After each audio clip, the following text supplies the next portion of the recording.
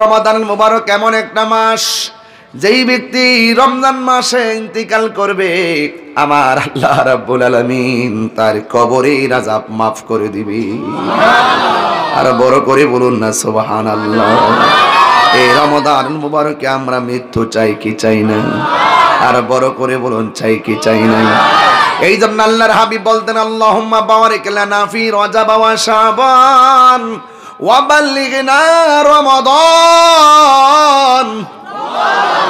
আল্লাহর হাবিব বলতেন আল্লাহ শাবান এবং রজব এবং শাবান মাসে বরকত দাও, আর রমজান মাসে আমাদের হায়াতটাকে লম্বা করে দাও, পৌঁছিয়ে দাও।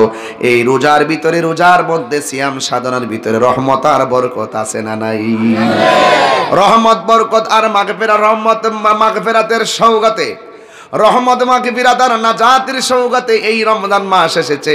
এমনও হতে পারে আমাদের জন্য রমজান মাসটা জীবনের শেষ মাস হয়ে যেতে পারে। কথা বলেন ঠিক কিনা? এই জন্য যুবক কিভাবে ওয়াজ বুঝাবো, ভাষা নাই। আমি একদিন আর কি বুঝাবো আপনাদেরকে যদি আপনার বিবেক না থাকে। আরে আপনার জীবন পরিবর্তনের জন্য মসজিদের ইমামই যথেষ্ট। কথা বলেন ঠিক কিনা? এত দূর থেকে হুজুর আনার কোনো প্রয়োজন নাই। মসজিদের ইমাম সাহেব, খতিব সাহেব মেহরাবে যে মূল্যবান কথা বলে, একটা মানুষের বিবেক যদি থাকে সেই মোহাম খতিবের কথা থেকে নিজের জীবনকে চেঞ্জ করতে পারে। কথা বলেন ঠিক কিনা? একজন খতিব হলো সমাজের সবচাইতে বড় নেতা, ঠিক কিনা বলেন? তিনি কি বলেন? আনা ইমামুল ইমান হাদারা ওয়া মা ইয়াহদুরু। ঠিক কিনা বলেন? তিনি আপনার দায়িত্ব নেয়, আপনি পিছন থেকে একটা দায়িত্ব বিহাদাল ইমাম, আপনি ইমামের পিছনে অনুসরণকারী হয়ে গেলেন, আর ইমাম আপনার দায়িত্ব নেই, তিনি দায়িত্ব নিয়ে কথা বলেন। এই জন্য একজন খতিবকে সম্মান করা দরকার আছে না নাই? এই জন্য আমার যুবক ভাইয়েরা, আরবিতে মাস কয়টা? আপনি দাঁড়ান ওঠেন। ভয় পাইতেছেন? আচ্ছা, বিয়ানি বাজারের বেটাইতে ভয় পায় না। কথা কন ঠিক না বেঠি? বড় লেখা একই কথা। বড় লেখা সবই থেকে মৌলভীবাজার না সিলেট? বড় লেখা গিয়ে আসছি তো, 2-3 বার গিয়ে আসছি। সিলেট না এটা? সিলেট গিয়ে এতে কোলাউড়া আসছি, বড় লেখা আসছি, বিয়ানি বাজারে আসছি, বিশ্বনাথে আসছি না? আসছি। আপনি বলেন তো আরবি 12 মাসের নাম বলেন।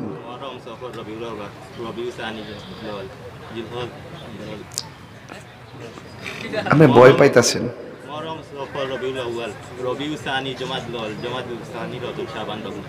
এরপরে শাওয়াল, জিলকত, জিলহজ। তাড়াহুড়া করছেন না? বসুন। ও পারছে। মারহাবা কর না কেন? এটা কি জানার দরকার আছে না? কথা বলেন না, জানার দরকার আছে না? আপনি যত ইবাদত করবেন সমস্ত ইবাদতগুলো আরবি মাসের চাঁদের সাথে রিলেটেড। কথা বলেন ঠিক না বেঠি? এগুলো দলিলে আছে না নাই? নাকি বৈশাখের কথা কোরআনে আছে? হ্যাঁ, বৈশাখের কথা কোরআনে আছে, জানুয়ারির কথা আছে। কিন্তু আপনারা এই আরবি মাসের 12টা মাসের সাথে আপনার অনেক ইবাদতের আর ভালোবাসার অভূতপূর্ব সম্পর্ক। এই জন্য আমি প্রায় মাহফিলি বলি মুহররম, সফর, রবিউল আউয়াল, রবিউল সানি, জমাদিল আউয়াল, জমাদিউ সানি, রজব, শাবান, রমজান, শাওয়াল, জিলকদ, জিলহজ 12 মাসের নাম। জেনে দেখো মনে রেখো হে মুসলমান, জেনে দেখো মনে রেখো হে মুসলমান। আদম থেকে নূহ নবী, নূহ থেকে ঈসা নবী, সবারই সেরা আমার নবীর নাম। জেনে দেখো মনে রেখো হে মুসলমান, জেনে দেখো মনে রেখো হে মুসলমান। মুহররম, সফর, রবিউল আউয়াল, রবিউল সানি, জমাদিল আউয়াল, জমাদিউ সানি, রজব, শাবান, রমজান, শাওয়াল, জিলকদ, জিলহজ 12 মাসের নাম। জেনে দেখো মনে রেখো ও হে মুসলমান। ঠিক কিনা? এই জন্য রমজান মাসটা 12 মাসের মধ্যে আছে না নাই?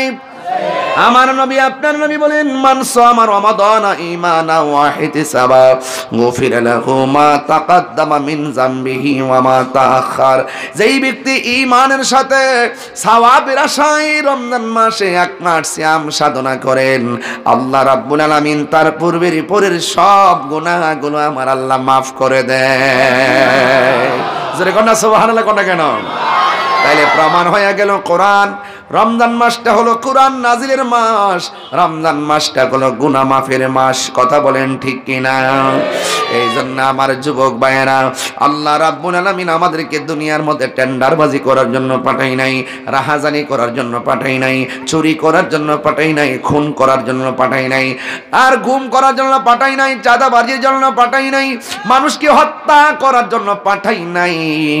আল্লাহ রাব্বুল আলামিন কোরআনের মধ্যে বলে দিয়েছেন ওয়ামা খালাকতুল জিন্না ওয়াল ইনসা ইল্লা লিয়াবুদুন। আল্লাহ বলে আমি মানুষ এবং জিন জাতিকে সৃষ্টি করেছি একমাত্র আমি আল্লাহর গোলামি করার জন্য। নামাজের মাধ্যমে যার গোলামি হয়, রোজার মাধ্যমে সেই একজনের গোলামি হয়। জবানটা খুলে বলুন তিনি কে? রোজার মাধ্যমে যার গোলামি হয়, কোরআন তেলাওয়াতের মাধ্যমে তারই গোলামি হয়। জোরে কোন তিনি কে? কোরআন তেলাওয়াতের মাধ্যমে যে গোলামি হয়। এই মাহফিলটা আমরা সাজাইলাম একজনের সন্তুষ্টির জন্য। জবানটা খুলে বলুন তিনি কে? ওয়া ইলাহুকুম ইলাহু ওয়াহিদুন লা ইলাহা ইল্লা হুয়ার রাহমানুর রহিম।